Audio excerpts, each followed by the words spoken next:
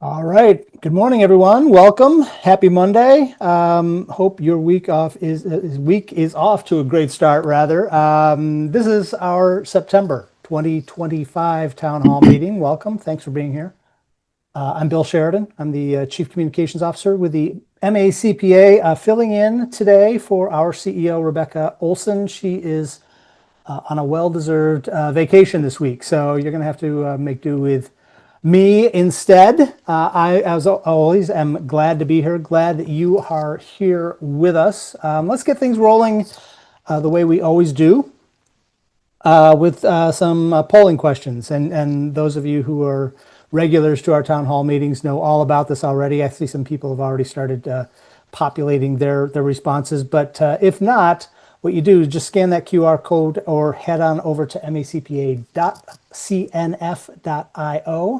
That's our audience participation tool. We've got the usual slate of polling questions for you this morning. So head on over there, start answering some questions. I'm going to toggle over to Conferences.io and just see what we've got so far. We're going to take a quick scan of some of the responses. We always like to start these meetings off, as always, with a little bit of good news, right? Just what's good in your life. Kind of getting the meeting kicked off on the right note on a Monday morning. So please share with us those happy thoughts, the things that are bringing you joy today. And here's what some folks have been throwing in there already. Going to New Zealand next month. Have a great time. I've heard lovely things about that, about New Zealand. So please have a great time there. The Giants lost. Some may see that as good news. Yes, some may not. I myself am a lifelong suffering Detroit Lions fan, so they also did not play very well yesterday. The Ravens are hurting a little bit this morning as well. So a lot of us are already looking forward to week 2 in the NFL, right? Daughter got married this summer. Congratulations. Another daughter became a certified EMT. That is another great milestone. Congratulations to that. More vacations. The Orioles breaking up a no-hitter in the 9th, and then I think they came back and won that game. Did they not? If I remember reading that right, that was huge. That's great. Ready for fall? Yeah, I am famously not a summer person, so this is my time of the year is coming up. I cannot wait for it. The incredible weather. Upstate New York, that always catches my eye. That's my backyard as well. So have a great time there. Daughter's wedding coming up later this month. Just keep, please, entering those little bits of good news. They fill our buckets as well as we read about what's good in your life. So yeah, keep sharing that with us. We'll try to leave these polls open throughout the morning. We always like to take a look at who is with us in the audience today. So where do you work? And it seems almost like every town hall or close to everyone, we do get a good a number of retired folks with us. So welcome to you. Outside of that, public company, private accounting firms, kind of going neck and neck there. We also have a good number of folks in the government and nonprofit spaces, as well as public company spaces, a few in education. So thanks for joining us, everyone. And anyone new to the meeting, please go ahead and fill out those polling questions. Tell us where you are from and your level at work. We'll take a look at that right now. Again, just kind of breaking it down, who's in the room.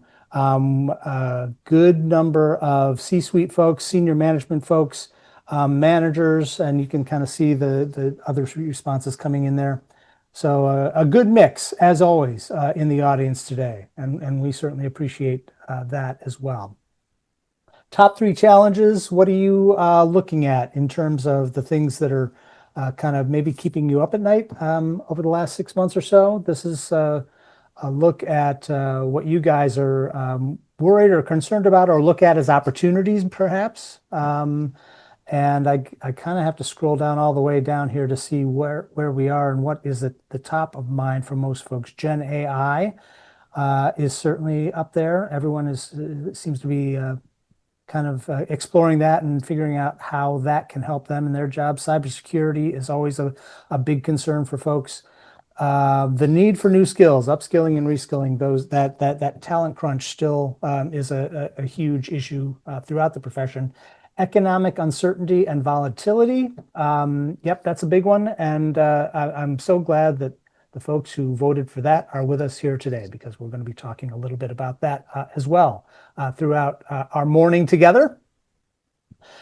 And let's see, other challenges. There are a few that weren't on the list. Some folks, let's see, we go through this list, but there's a number of very kind of niche and specific challenges: office morale, new clients, government control or governance controls rather. Clients not getting me their documents. That seems to be an evergreen one, right? Yeah, there's a lot on our plates, in other words. So thank you for sharing. And this is a big one for us as well. That final polling question: future town hall topics. Anything that you guys are interested in or would like to know more about. We refer to this list consistently as we try to determine what we're going to be talking about in future town hall meetings. So if there's something that you would like to know more about or for us to take a deeper dive into, please include it there. We'll certainly take a look at that list as we're planning out future town hall topics. So thanks for sharing those as well. Again, AI, ethics, those are huge ones, and we appreciate you letting us know. We're going to keep those polls open throughout the morning.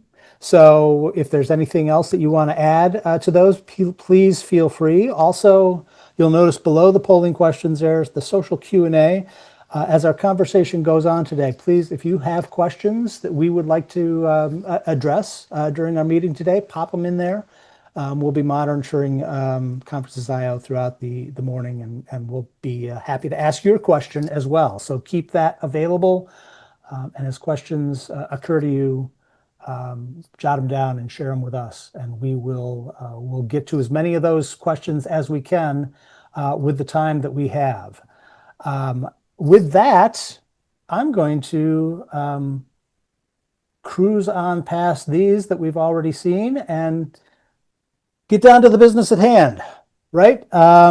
First things first, just a quick note before we dive into the conversation. I need to tell you, with great appreciation, by the way, that today's town hall is brought to you by our partners at Ramp.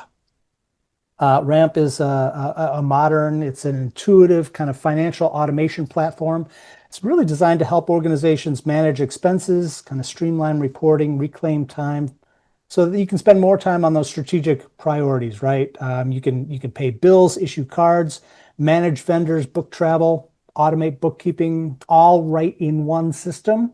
I have to tell you, we use Ramp extensively here at the MACPA. It's been brilliant, just so easy to use. It's brought a good deal of much needed simplicity to how we work and clarity to our financial operations. So we're not only, proud partners of Ramp, but also very happy clients as well. It's done wonders for us here at the MACPA. And if you want to know more, please be sure to visit them at ramp.com/MarylandCPA to find out more about how they can help you. And speaking of Ramp, so getting down to the meat of our conversation today, it's my pleasure to introduce you to our guest for today's meeting. He is Ara Karazian. Ara is an economist at Ramp. His writing and analysis of AI, business spend, and the economy have been covered by, among others, the New York Times, NBC News, ABC News, Planet Money over at NPR, Bloomberg, a host of others. Ara's previously led economic research at Square and developed Square Payroll Index, the Square Payroll Index, which became one of the key public data sets used to track restaurant worker wages, tips, and overtime in the US. And he was previously an economic consultant at Cornerstone Research. And he is here with us today because he's going to share some insights with all of you and with me as well from some other proprietary data sets at Ramp that the folks at Ramp and Ara specifically put together to kind of track real-time business spending and AI adoption. Interestingly, revealing how companies are investing, innovating, and preparing for what's next. So that's what we're going to be talking about today. So glad that he could be with us here today. Ara, thanks so much for being here. Appreciate it. Thank you both for having me. I will say and thank you to the association for having me because when they asked me to do this, I felt strongly about doing it because I grew up in DC and I still have Maryland ties. My parents live in Silver Spring, Maryland, There and you go. and right now I do all my parents' is. I mean, I know you guys are involved in business and individual stuff, but I'm currently the person who does my mom's taxes. Yeah. To the extent anyone on this call wants to help me out with anything there, that would be great. And she's a sole proprietor. She's a musician. So Oh, that's it great. gets complicated. Yep. Do you get down to Maryland very often or? Yeah, I go pretty every couple months, if not more. Actually, was hoping we almost did this in person, Yeah. but maybe We next could time. we could probably arrange that at some point. Yeah, Have this conversation over some crabs deal. somewhere down the line. That'd be awesome. So yeah, let me start with this. Ara, I mean, you sent over some great resources as we were preparing for the meeting today, and included links to some of those data sets that you and the folks over at Ramp have put together. I thought maybe it might be a cool way to start just to have you kind of introduce those data sets to us and tell us, what they are. First of all, what are we talking about here, and what kind of makes them unique in terms of understanding the business environment that we're in today? Yeah. Well, I'll start by talking a little bit about my job. I mean, and I'll say this only because this is an event sponsored by Ramp, but notably, I'm probably the only spokesperson at Ramp who does not have to sell the product, and so I have no interest in selling the product. But I do work with really great data sets. I mean, it's a spend management platform used by businesses, and so my data set is uh, corporate card spend, bill pay spend across the businesses that use Ramp, so 40,000 plus. And my job it's a blessing. Like I get to use this data to produce research that I think is just helpful to businesses, but also the general public. And there's a, Ramp product play there too. I think the idea of my job is to see how businesses are operating, see what they're spending on, particularly see how fast moving and innovative businesses are operating and what they're buying. And then see if I can write about them and hopefully write about them in ways such that other businesses are able to take advantage of those same principles and habits that the fast moving businesses are able to do. One of our really great data sets is AI spend. We're able to see a fairly granular view of how businesses are spending on AI, not just how much they're spending, but whether or not they're spending, and also how much they're spending, and then who they're buying AI from. Most people know OpenAI as ChatGPT. They know the big companies, but I don't think most people, even in finance, know that there's another player in the industry called Anthropic that is head to head on actual revenue with OpenAI, particularly in the tech sector.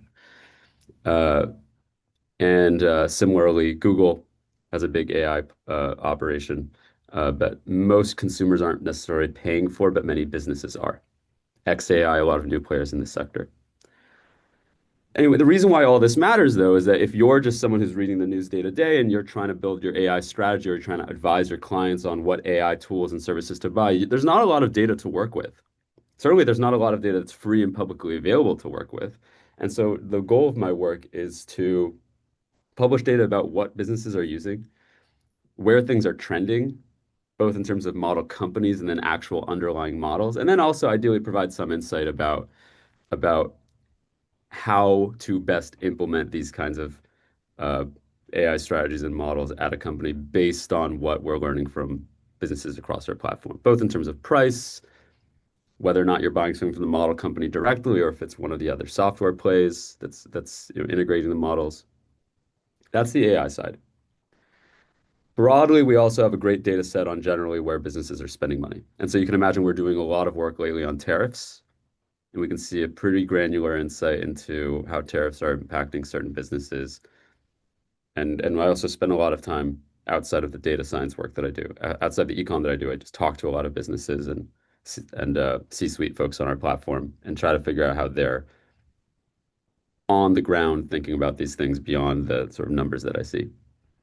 Yeah, that's great. And I've got a question or two for you about tariffs as we go on.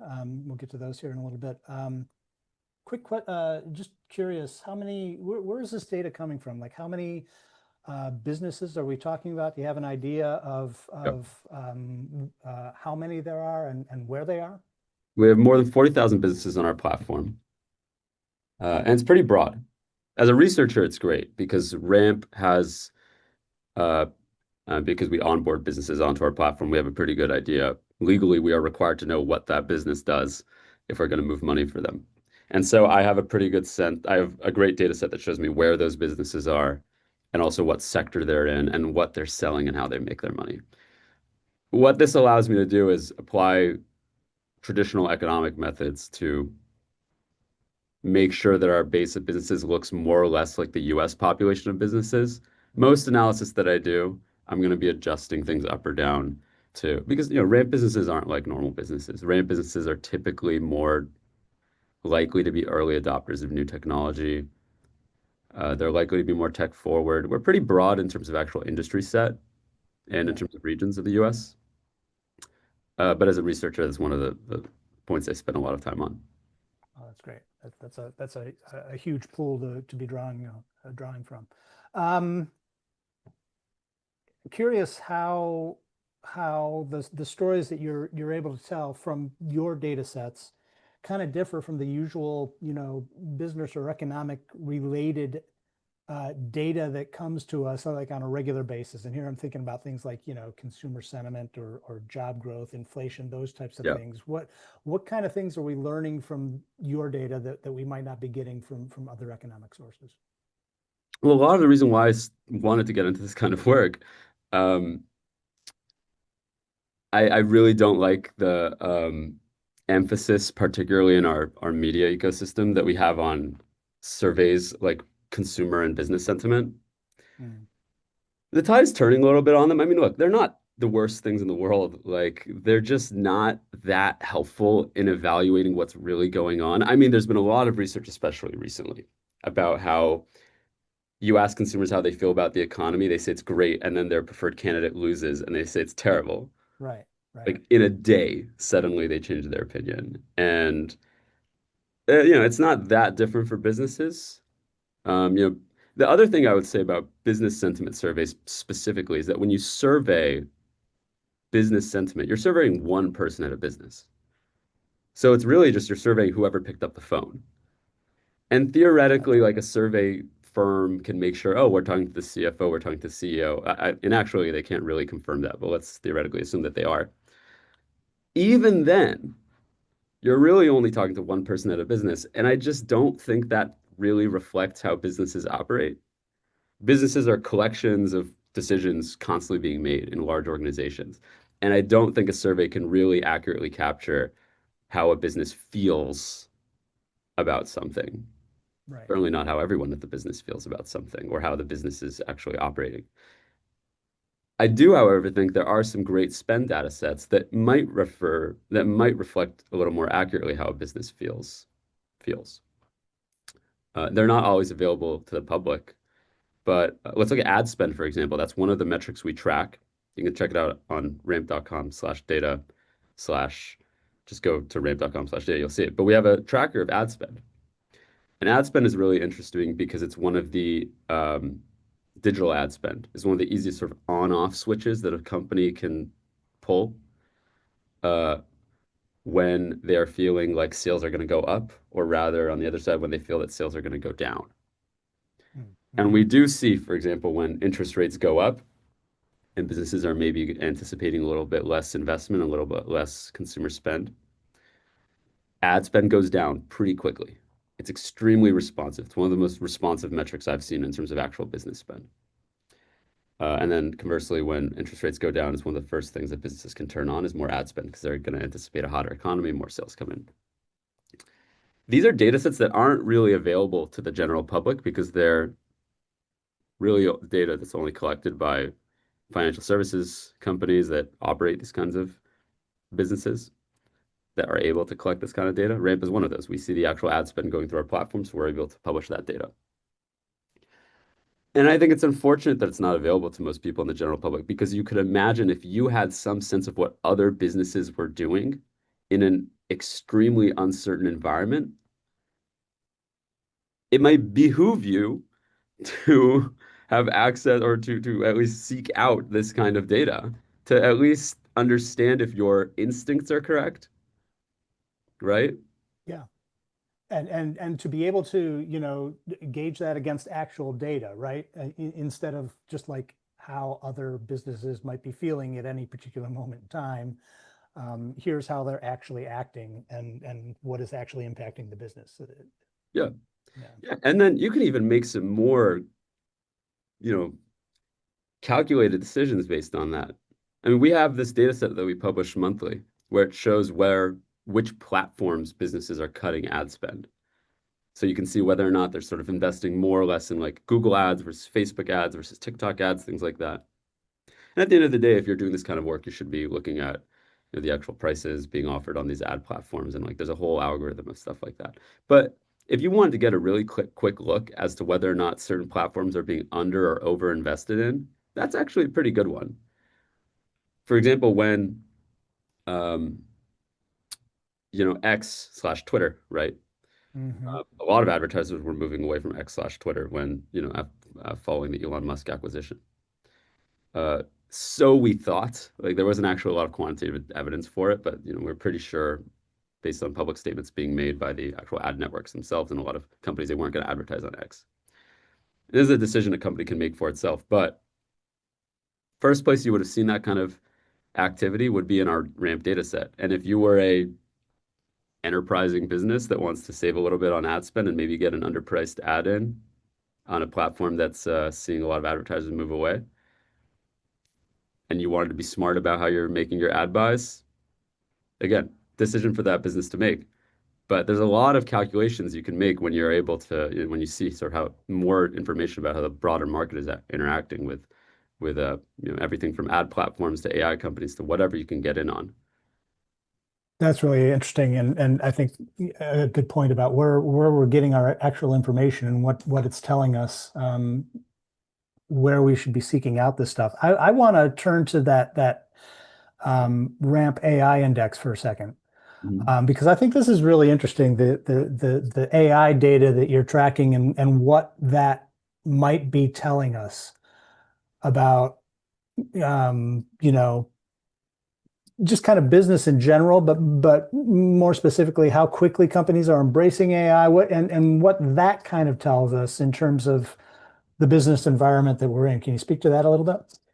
Yeah. So we track on our website RAMP AI Index, which is more or less tracking the share of businesses in the US that are paying for AI models, tools, products, services.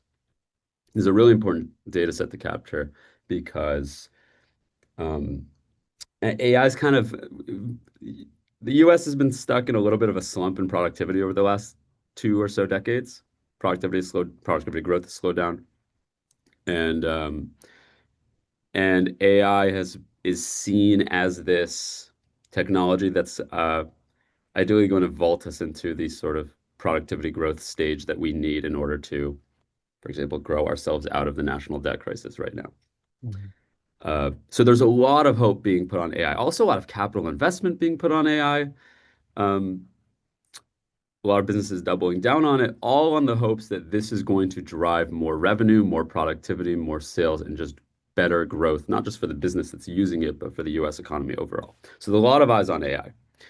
Of course, the unfortunate thing about AI, not unfortunate, but the unfortunate thing about most technologies when they get introduced is that it takes a while before they start to make an impact in US productivity figures.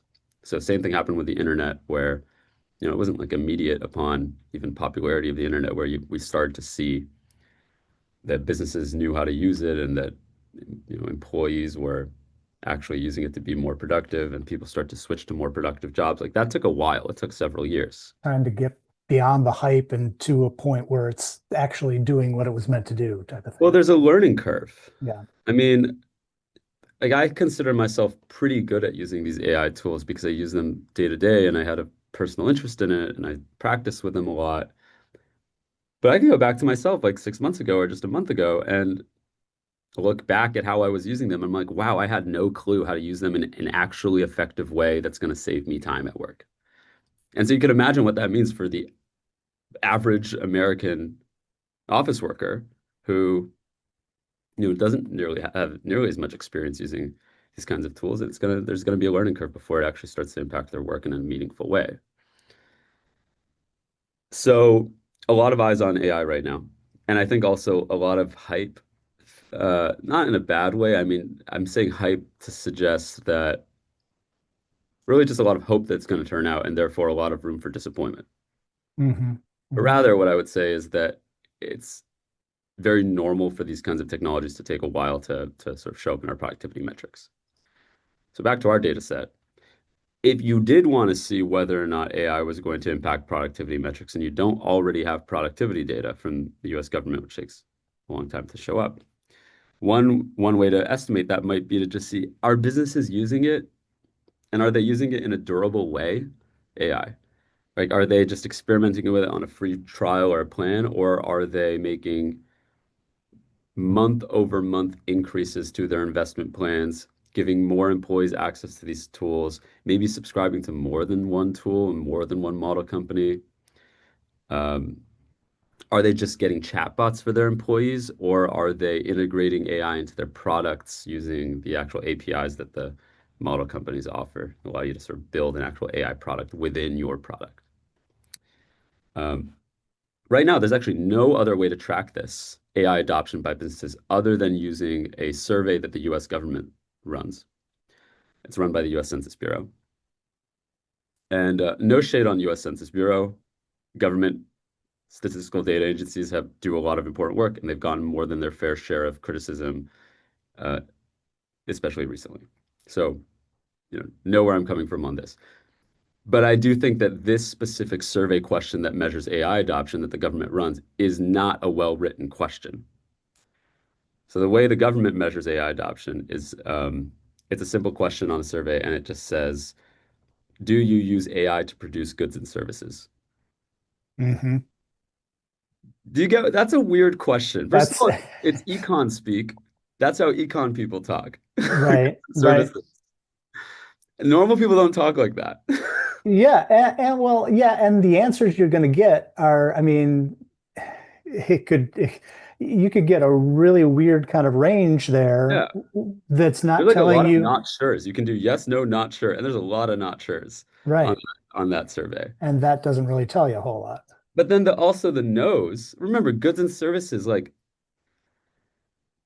does that include if a company's finance team is using AI to automate most of their back office work?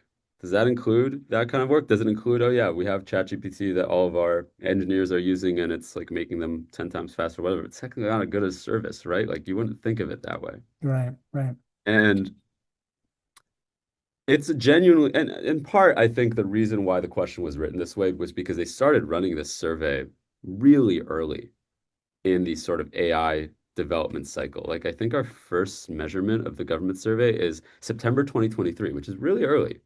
So they were really early to it, and such that they weren't really sure how AI was going to be integrated into most companies. Hmm. Because when you say, "Oh, do you use AI to produce goods and services?" It literally sounds like, "Do you have robots on the floor making widgets?" Right, right. Yeah. We're not there yet. Which, right, exactly. And so the government estimate ends up saying that only 8.4% of businesses have adopted AI. And that just Have seems so adopted low. AI, which is well, and that phrase "have adopted AI" again. To what extent, though? I mean, Yeah. that's so what is your data telling you about this? Like, what trends are you seeing that are kind of interesting that people might Yeah. be able to take away from this stuff? Our latest estimate is that 44 businesses have adopted AI in some form in their business. 44%, 44%. 44%. Okay. And I still think that might be a little bit low. The reason is that we only see data about who is spending on AI. And I think there are a lot of businesses that, first of all, have integrated free tools for their employees. And there are a lot of employees that are just using their own personal plans to do a lot of work.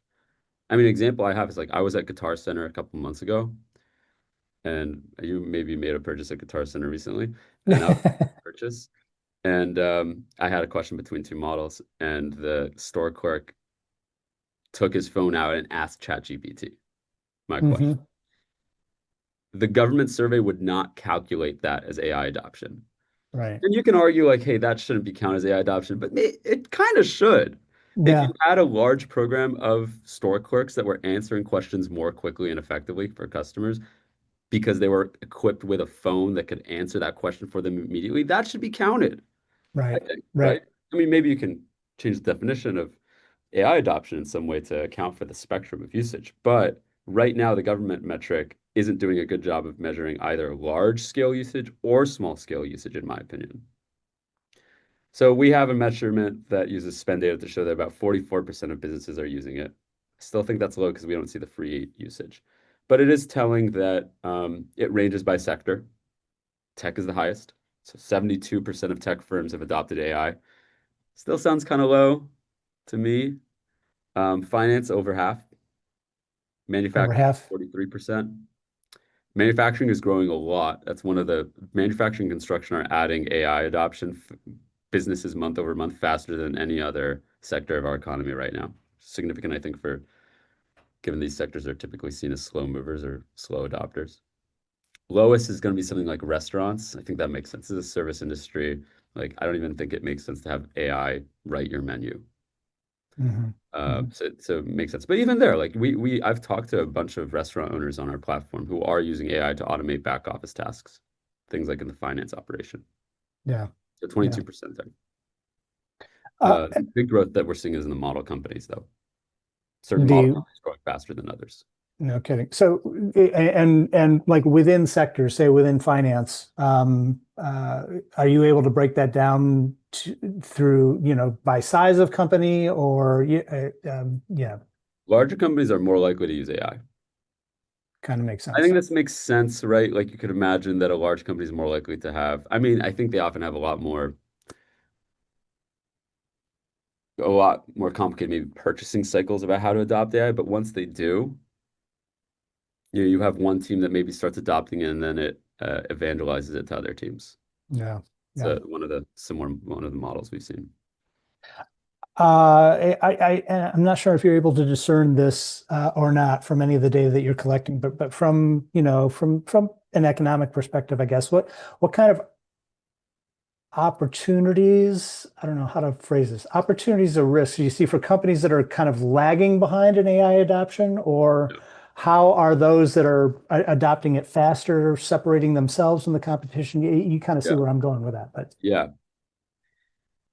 Well, look, even if you've adopted AI, this is a very unique the level of evolution and technological change that we're seeing for AI is different from any other technology I think we've observed. Like the month over month changes in these models is really striking if you use them.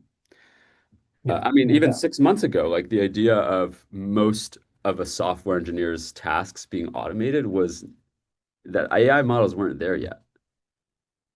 Yeah, Data scientists weren't there yet.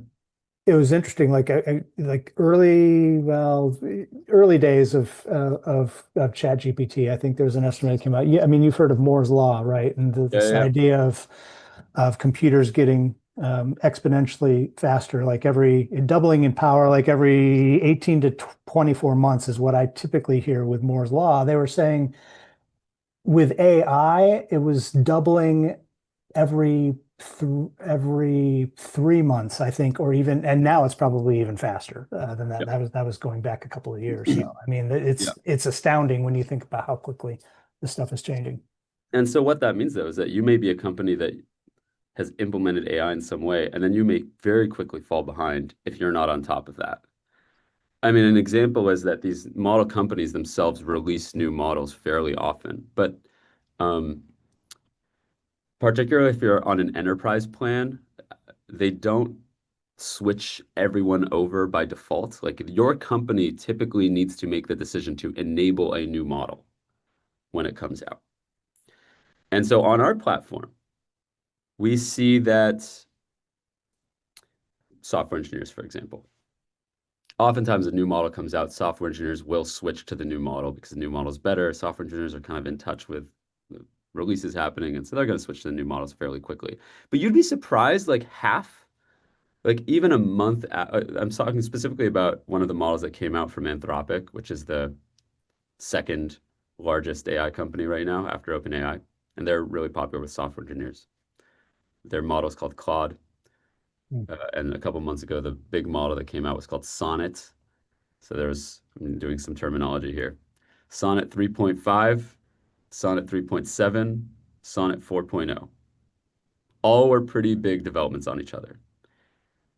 About 6, 7 months ago, 3.7 came out, and within 2 weeks, about half of engineers had switched over to the new model. It's pretty good. Wow. Yeah. That means actually, however, half were still using the old model, and the old model cost just as much as the new model, which means that the company was paying the same amount for worse performance for about half of its engineers. It's now gotten actually worse of a problem. Where now, like, if it took 2 weeks for half the company to switch over to the new model, it now takes on average a month or two. Well, yeah, I'm thinking our our profession in particular, but I think a lot of folks out there who might consider themselves, I don't know, novices in this area, but who have just started adopting it in a serious way and feel that they're making progress in it. Um, Suddenly, I mean, the impetus to stay on top of that, to always Yeah. be aware of how the technology that you're using is advancing, it's more important than ever because it is advancing at such a high rate. Yeah. And this change that we're seeing, where it's now taking longer for people to switch to the new model, is I think very typical in the technology cycle, right? Before you had the Mhm. early adopters who are really in touch with what's happening and are really up to date and are going to switch to the new model pretty quickly. And now AI is getting adopted more and more and more by a more general population, and a general population that's not necessarily keeping up to date on all the new models and the importance of making sure that you're on the latest one. Now, luckily, it's not hard to switch to the latest model. Like, it's Right. oftentimes just a little switch in the app. But if Or, you so, or don't, sometimes the platforms that we're using that are embedding AI will do that for yeah. us just because as a matter of fault. Right. Yeah. And however, sometimes if you're using your corporate account, your corporate entity needs to make sure to enable the new model. Yeah. So if Yeah. you are in charge of the OpenAI subscription for your company, that's one thing you need to keep tabs on if they're not otherwise enabling it by default. That's a good Um, point. and so, I think I don't think any of this stuff is necessarily that hard. To be clear, like the companies have done actually a pretty good job. The model companies have done a pretty good job of making these models fairly switchable.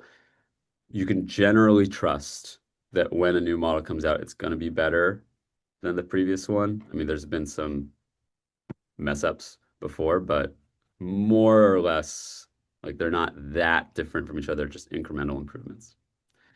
And so it's not like you have to do a lot of trial and error and make sure you test it so that nothing's broken. Like generally, these model companies have done a good job with that. Right. Right.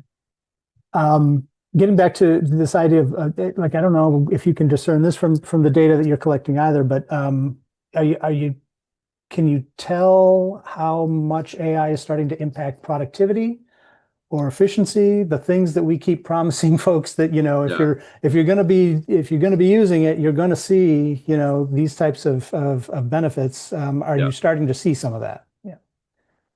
Well, I'll tell you guys how economists are looking at it. In official statistical reporting of US productivity, not really clear yet.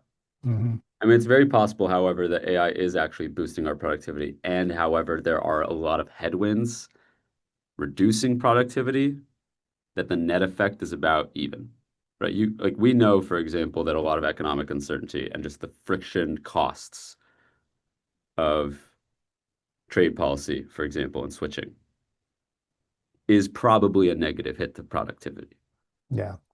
Um, and I wouldn't be surprised. I mean, there's not really a lot of research on this, so this is just me throwing out some guesses.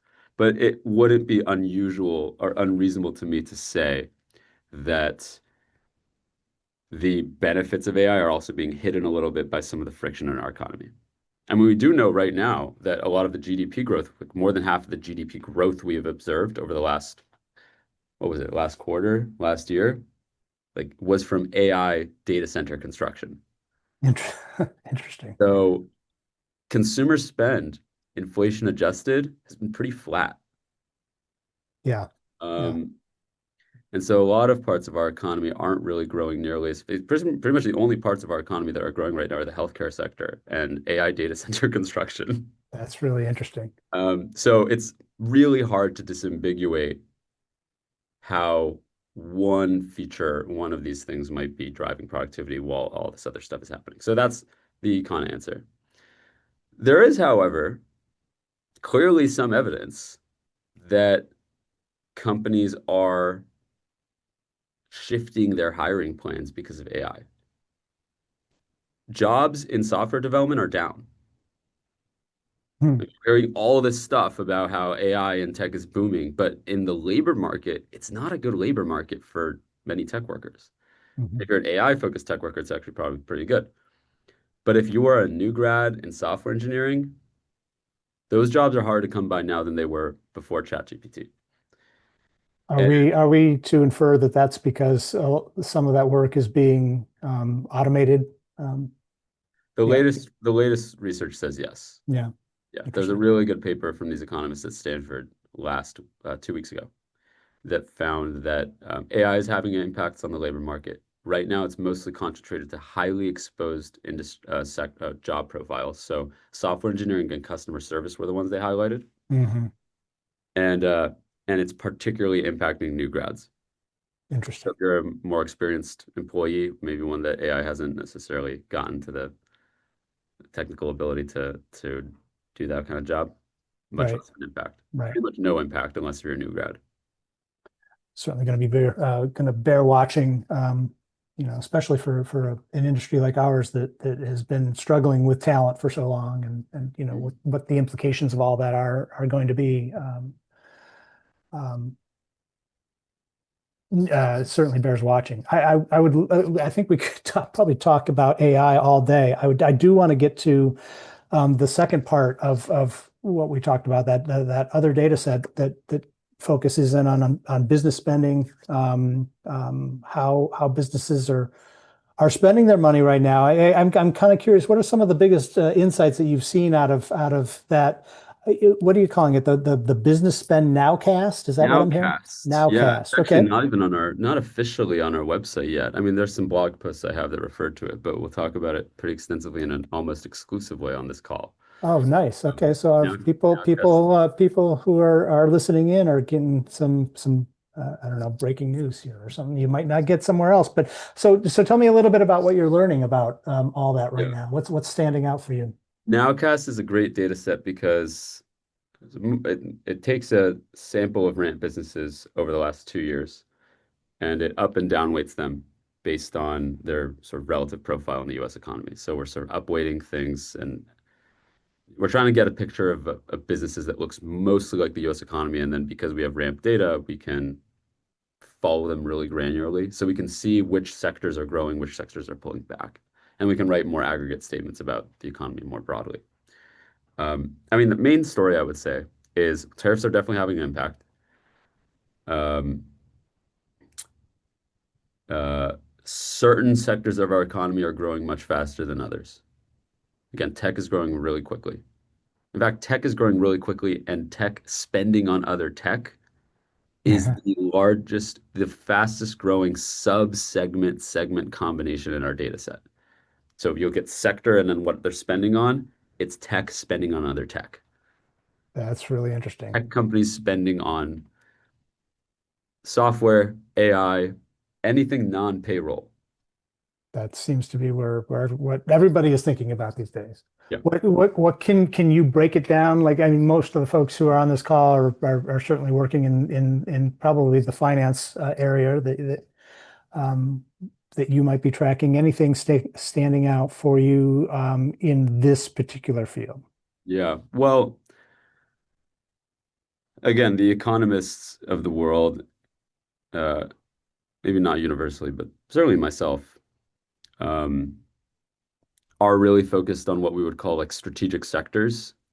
So the sectors that are going to be really important to breaking the US into a new stage of economic productivity and growth. And right now, those are tech, which is doing fine, construction and manufacturing, which are not doing as fine.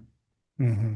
Construction and manufacturing have slowed down in public data. And in addition to ramp data, our estimates show Um, Summer was normally a pretty hot season for construction. We don't adjust our data even seasonally, and we're seeing that construction was pretty flat.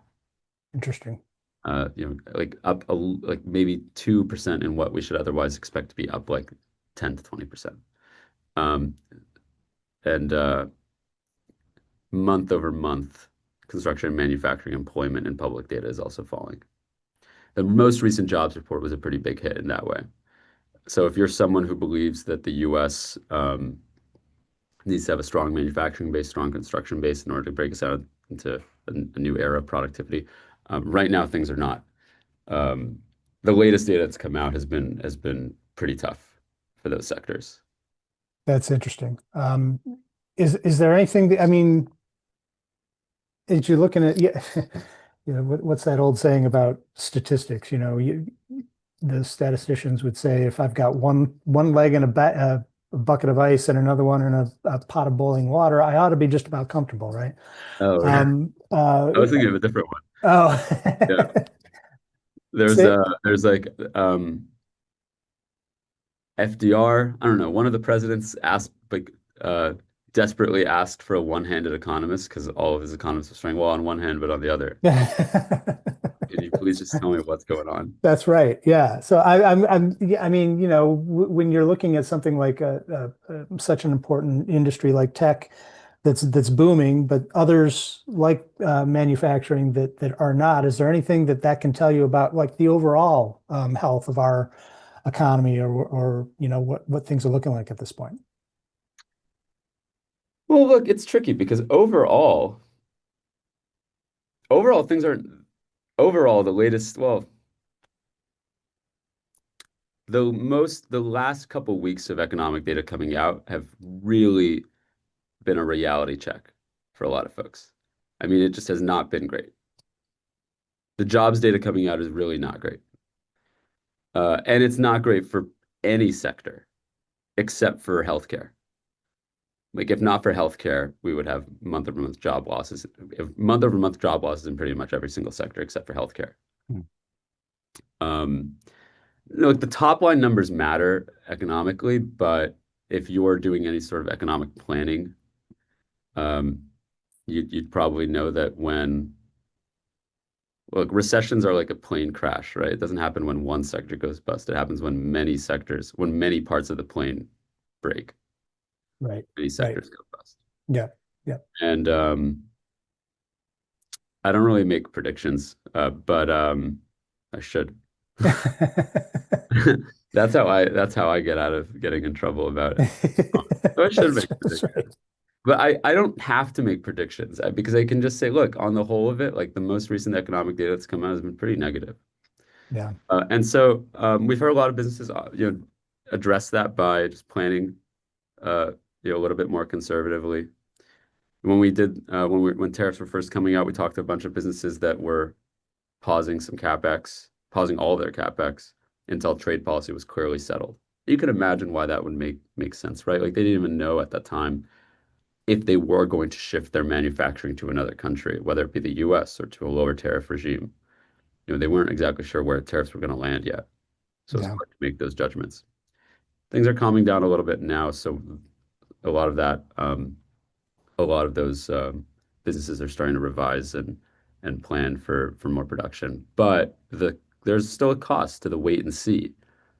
Right? There's a cost to businesses that don't do any CapEx investment for like 4 to 5 months because they're not sure how to, you know, operate in a new economic environment. At the same time, this is the other side.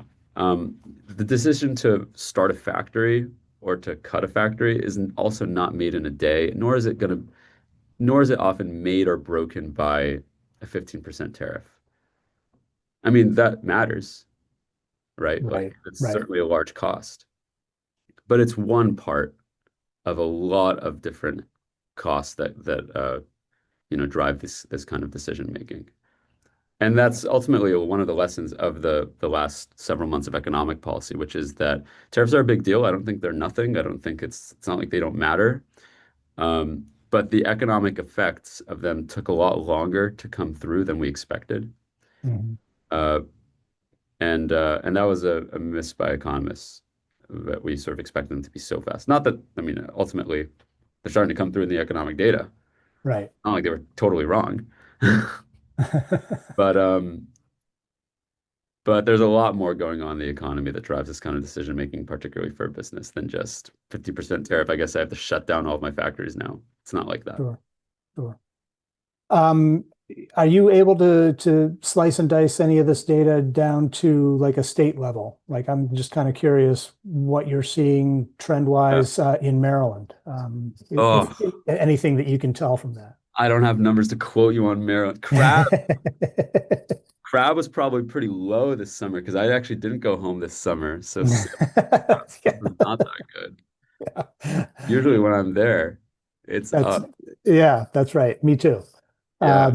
Um, well, give me and for the folks who are listening, we've got maybe about 9 or 10 minutes left. We haven't had any questions come in, but if you do have any questions and want to get some answers from Ara here before our time ends, feel free to pop them in into the social Q&A in Conferences IO. But I'm kind of curious, Ara, are there any takeaways from the data that you've seen so far, specifically for like CPAs and finance leaders, that they might be wanting to pay a little bit closer attention to, or any of this data that could prove useful in terms of how they're serving their clients and customers or the organizations that they work for?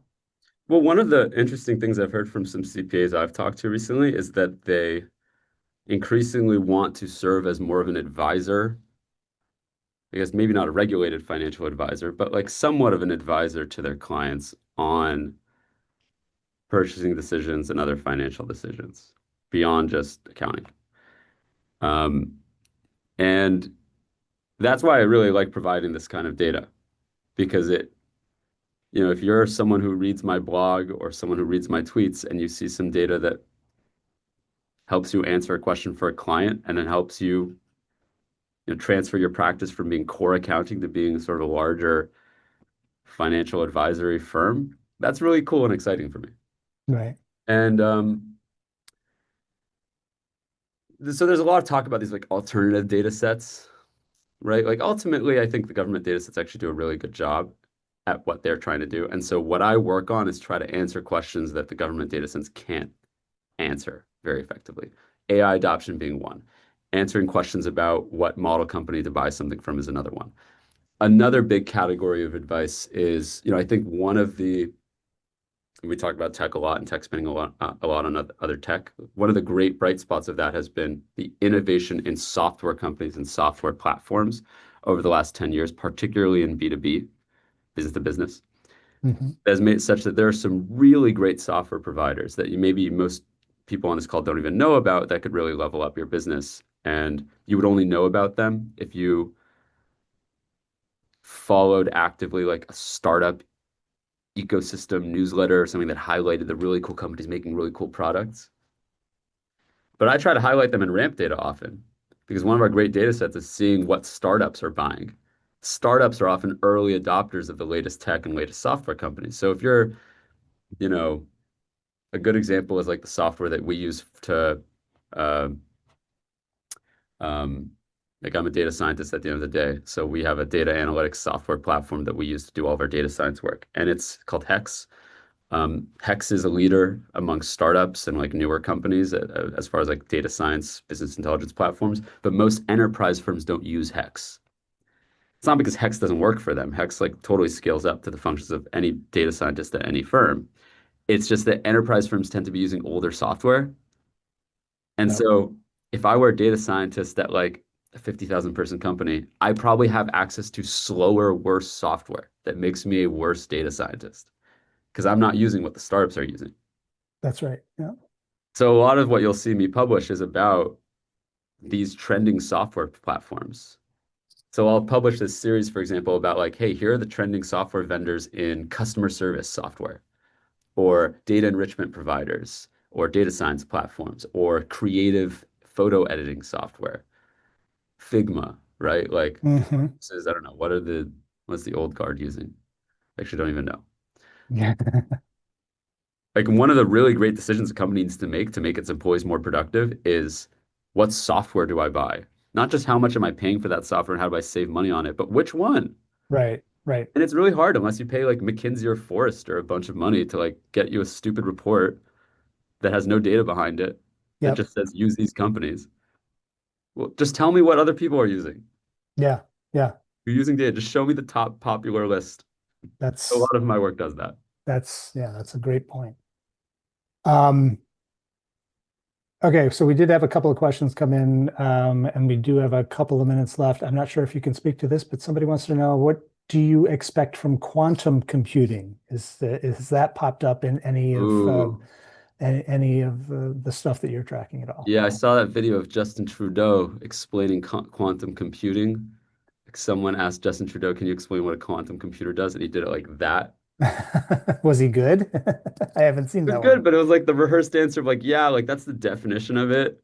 But I honestly still don't know what that means. Right, right. I know. There's some days when I feel like I've almost got it, and then it Yeah. just kind of slips away. I'm not It quite sure. reflects things in multiple states. I Hmm. don't know. I wish I knew. There's smarter people here at this company that might be able to answer that question. Right now I'm not focused on it. Maybe that's telling enough. Yeah, yeah. It's one of those things that we keep hearing about every now and then, and it hasn't really gotten here yet. Yeah. All right. Well, we do have a couple of minutes left, and I was just kind of curious. Any indicators that you're going to be watching closely going forward? Like Yeah. anything, what's on your radar that you think bears watching at this point? Unemployment. And look, that's just going to be the main metric. Like there's all this talk about like, oh, what leading indicators are going to tell us if we're heading into a recession? It's unemployment. Hmm. Just unemployment. Bond markets are really interesting lately, especially because the administration seems pretty responsive to bond markets. And one of the funny things that happened a couple months ago when tariffs were originally announced is the bond markets kind of blew up. And then tariff policy kind of responded to that and Hmm. calmed down a little bit because bond markets will bond markets can't lie and if the bond markets blow up, so does our national debt. So bond markets are really interesting. And then another really just cool alternative data set that I talk about a lot is the prediction markets. Have you seen this? So it's like you can No. like the companies like Kalshi and Polymarket. They're controversial, I think, a little controversial. Not controversial. I mean, they're regulated entities now. But they allow you to place bets on events happening. So you can Interesting. place a bet on election outcomes. You can place a bet on um, what the tariff rate is going to be announced for Vietnam. But what's really interesting about it is that because these are traded, um, the you can actually get a pretty good sense of like a law of the crowd's probability of certain events happening. So if you need to Interesting. build into your model, your financial model, like, hey, what's the odds that the Vietnam tariff is going to be 15% versus 25%? And you want to build some probabilities into your model so that you can plan, that right now is the best way to do it. Interesting. And it's pretty good. They're really interesting. I mean, it's like any marketplace, and the law of the crowds cannot be beaten. And as more information comes out, like those probabilities update, it's fascinating. You will now see like CNN in their election analyses refer less often to polls and refer more often to the prediction markets of who's going to win. It's super interesting. That is fascinating to see that kind of shift happening, Yeah. and happening so quickly. It's really a fascinating point in time where we're at. I could talk about this stuff with you all day, Ara. This has been a fascinating conversation. Thank you for being here. Thanks for your insights and your time. The folks listening, we will be sending out a follow-up email with just a ton of links to the RAMP sites where you can find a little bit more about the data sets that Ara spoke about today. And other links, how to get in touch with him and follow Ara and what he's been doing. All of that will be coming your way over the next day or two, so keep an eye out for that. And in the meantime, wow, look at that. We are at 1 p.m. Eastern on the nose. I appreciate all of you being here. Thank you so much. Have a great week. Ara, thanks again for your time. It's been fascinating, fascinating conversation. Hopefully you and I can connect again. I'd love to get Bill. your thoughts on a podcast sometime and send that out to our members as well. That'd be great. Thank you, Bill. Thank you, Maryland Association, for having me. Thanks so much, everyone. Have a great day.